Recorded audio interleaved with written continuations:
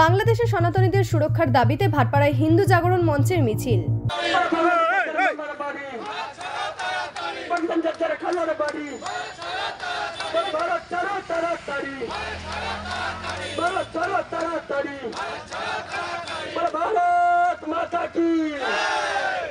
নোবেলজয়ী অর্থনীতিবিদ মুহাম্মদ ইউনুসের নেতৃত্বে বাংলাদেশে গঠিত হয়েছে অন্তর্বর্তীকালীন সরকার।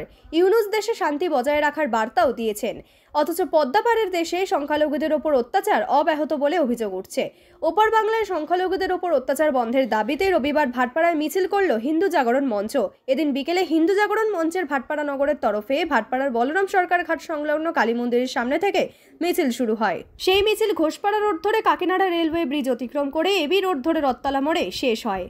উক্ত মিছিলে এদিন হাজির ছিলেন ব্যারাকপুর জেলার হিন্দু জাগরণ মঞ্চের সম্পাদক রোহিত শাহ, বিজেপির রাজ্য যুব মোর্চার সম্পাদক উত্তম অধিকারী, ভাটপাড়া মণ্ডল এক সভাপতি সুমিত চক্রবর্তী, কবি দে, শতাব্দী রায় দে সহ অন্যান্য নেতৃবৃন্দ।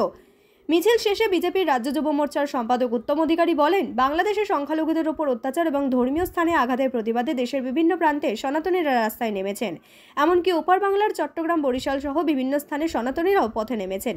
উত্তমের কথায় বাংলাদেশের সঙ্গে ভারতের সুসম্পর্ক রয়েছে, কিন্তু ওরা যদি অত্যাচার চালিয়ে সেই সম্পর্ক ছিন্ন করতে চায় তাহলে তাদের মোক্ষম জবাবও দেয়া হবে।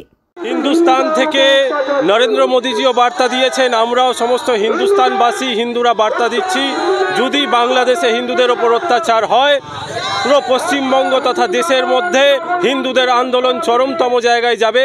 কারণ হিন্দুরা মানুষ এবং মানব অধিকারের জন্য আমরা ইউএনও পর্যন্ত আওয়াজ তুলব, বাংলাদেশের হিন্দুদের মা বোন আমাদের ভাইদের সম্মান রক্ষার জন্য, সম্পত্তি রক্ষার জন্য।